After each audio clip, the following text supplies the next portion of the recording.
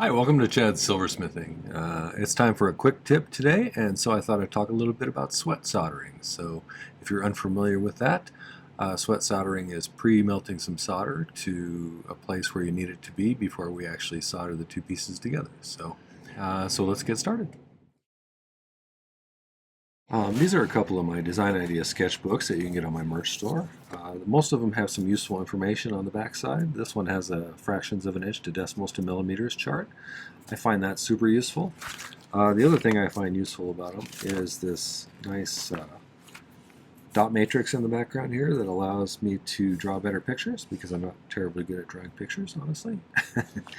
But it's really nice to have a way to keep a record of the projects that you've done. I filled up like 4 or 5 of these now since I started the YouTube channel, and I'm kind of sorry I never did this prior to doing that because it's nice to have a record. You go back and look and see how you did stuff. So get yourself 1 or 2 of those on my merch store. This is the one I'm using today. Not much of a picture here today because we're just talking about a particular skill, and it's sweat soldering. Sweat soldering is handy when you don't want to have a lot of excess solder showing up around what you're trying to solder together.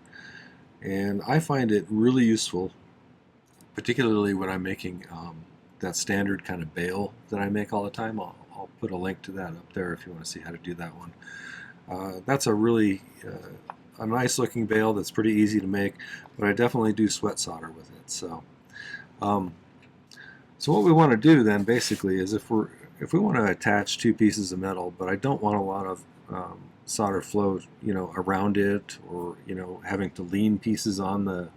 Let's say I was going to put. I think I'm going to do this little round piece on top of here. Say I want to solder that on there, but I don't want to have a lot of excess solder on the sheet itself. And so what we'll do, we'll pre-melt some solder here so it's where it needs to go, and then we'll reposition this on this piece where I want it to go, and we'll heat the whole thing until that solder flows again. And as long as we get, it's already attached to this little disc here, but it isn't attached to the sheet down below, so we really need to get that sheet down below up to the flow temperature in order to get it to melt the solder that's on this thing and then cause it to stick to it. So that's one thing that we'll demonstrate. I'm going to do a little wire one too. This is an example of, you want to solder this as a design on here, but you don't want a lot of messy solder sticking out. So before I learned how to pick solder, I would have been cutting pieces of solder and leaning them against the edge of the wire here, and that leaves a big puddle around it, and that's not really anything that you want to have happen because it's hard to clean up in those little spots, really, if you have excess solder with a lot of work. So it's a time saver, and it keeps things a little bit neater, so I think you get a better outcome generally in certain situations when you do this. So let me show you how to do it. That will kind of be the gist of the video. I cut a bunch of little tiny pieces of hard silver sheet solder here. I'm going to use this because it's got a little bit of flatter surface. Let's solder this kind of to the center of this piece right here. So we're going to have to flux them both. But I'm going to lay a few pieces of solder just a little bit on the top of this, get it to flow, and then we'll position it where we want. Then we'll get the whole thing to reflow again, hopefully. So let's give that a try. You can lay them on there. You can even pick them on there if you're familiar with pick soldering. Pick soldering is another handy trick. If you're interested in that, I'll put a link to that up there. Okay, so get those nice and crusty. And let's put a couple of pieces of solder on the back of that disc here. Find my tweezers. I'm going to use a little bit bigger ones for this one. That's probably enough. So let's go ahead and heat this disc up to the point where that is hot enough to get that solder to flow. We want to get it to puddle nicely, not just sit on the ball on the surface like that. Okay, so now it's re-solidified on there, but it's attached to the disc.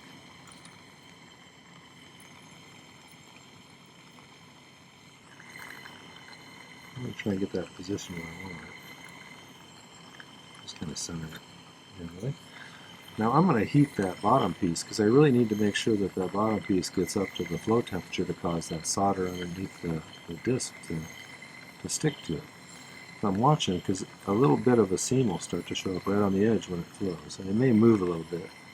So it's a good idea to keep something to push it back in place if it's sliding. See that move a little?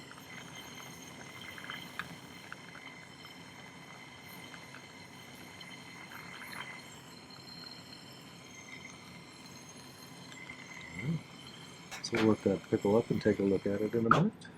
Just want to make sure I got a good flow, and it looks like I did. So this excess stuff around the outside is just flux. So let's clean that off and see how it turns out. In the meantime, let's do the same thing with this little piece of wire here.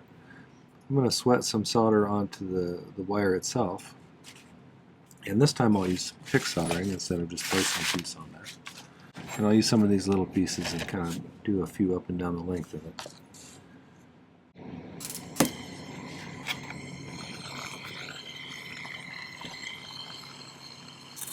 This is some thin sheet compared to the stuff I was just using.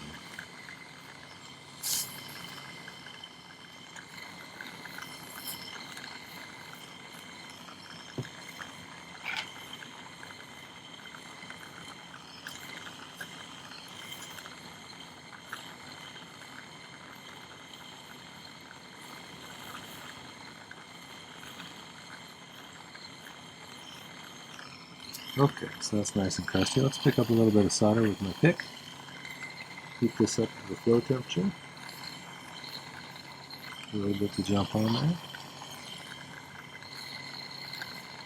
Jump on there. Anytime you're heating a little tiny piece of wire like this, you got to be a little cautious and pay attention. Things can happen pretty quickly.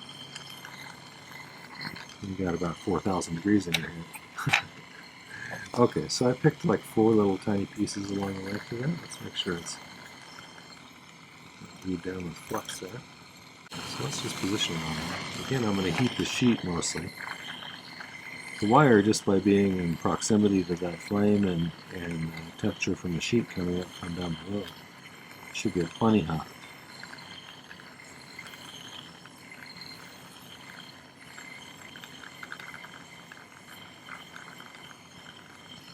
You can usually see a seam form when it does finally flow.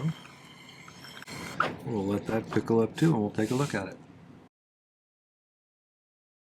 So I did a couple of things. One, pickle these for a while to get rid of most of the flux, and then this one I just kind of left alone. I didn't do any cleanup whatsoever, and you can see it's a relatively clean soldered on design with without a lot of excess. Any little bit that sticks out would probably be pretty easily polished away. This one I did a little light polishing with a blue silicone rubber wheel that has an abrasive compound in it, but it's the fine kind of one. So I did most of that just to make it shiny so you could see. But we got a pretty decent, pretty clean attachment there where you can't really see too much excess solder sticking out there. And with a quick polish up on the wheel, that'll be pristine, I think. This one I did off camera just to show you what it looks like when you lean some pieces against the wire, and I did it on copper so you could really see the puddles of solder and stuff. Hopefully you can see that on the camera. There's quite a bit of overflow right here, kind of some sloppiness over here. A big puddle right there, big puddle right there, kind of a puddle right there. Even though I used pretty small pieces leaned against there, you can see the mess better against the copper. So I find it to be pretty useful in a few situations in particular where you're trying to get a clean solder seam. So hopefully that's useful to you. I'm curious what kind of situations that you, if you already do this kind of thing, what you use them for most, because it is really useful for my bales, which I make all the time. And I'd love to hear what you use it for. Alright, well that was a little bit about sweat soldering. I hope you found that useful. If you did, I'd love it if you'd hit the like button before you go. And I'd really love it if you'd go visit my main channel page. I have lots of videos over there. And I would love it if you'd take a moment and check some of them out. There's almost certainly something useful or interesting for you over there. I've got over 600 videos now, so I do 3 per week. I'd love it also if you'd subscribe to my channel. It doesn't cost anything, and it allows you to find my videos much more easily. So you can even set the notification button to where you get notified when I release a new one, which is generally on Tuesdays, Thursdays, and Saturdays. So make sure to hit the subscribe button before you go. I'd also like to thank a couple of groups of people. The first one are my patrons over on Patreon, and they are my core group of supporters. And I have a new one. Gabrielle S., thank you for signing up. I really appreciate your support. I think you'll find that it's a great group of people over there with a lot of creative ideas and a lot of know-how. So make sure to get to know some of them and enjoy being part of that community over there. And thank you to my previous patrons who've made it such a nice place and who help with so much financial support for my channel here. So thanks for that. The other group are my YouTube subscribers, and I think we just passed 27,800, which is awesome. Thank you for that. That's amazing. I never ever thought I'd have that many people following my channel, so that's very flattering and I appreciate it. I do love the comments I get from my YouTubers because I learn so much from you guys, and I also really appreciate the advice, constructive criticism, ideas for videos. All of that stuff really is helpful and makes my channel a better place. So thank you for your positive contributions. Thank you also for the financial support, the buy me a coffees, the super thanks, the merch purchases, my ebook purchases. All of that stuff makes my channel sustainable, and I couldn't do it without you, so thank you for that. Finally, the video description down below has a few links that are important. There's a link to my Patreon if you want to find out more about that nice community and the various tiers of membership. Perhaps you'd like to be part of that community as well. There's a link to my merch store should you want to get yourself one of those nice design idea sketchbooks or some other merch. I find those super valuable and a great way to keep track of my projects and to brainstorm for new projects. Also, there's a link to my newest ebook, which is a guide to 2025's tutorials. There's a page in that for each of the tutorials that I did last year. It includes a link to the video, a picture of the sketch that I drew prior to doing the video, a final outcome picture, a list of materials that it took to make the project, a difficulty rating, some stone information if there's a stone in the project, and finally some notes I took about the project, including things like would I have done it differently were I to approach it again, or did I learn something really valuable out of it, or which part of it was hard, which part of it was easy, and what tricks would I do to make it easier. So things like that, lots of useful advice. It's a great way to have a bunch of projects at your fingertips and a nice way to support my channel. You can even get 3 years worth. There's 2023s, 2024s, and 2025s for a discount, so check that out. All right, well, thanks for watching today. Take care. Happy silversmithing.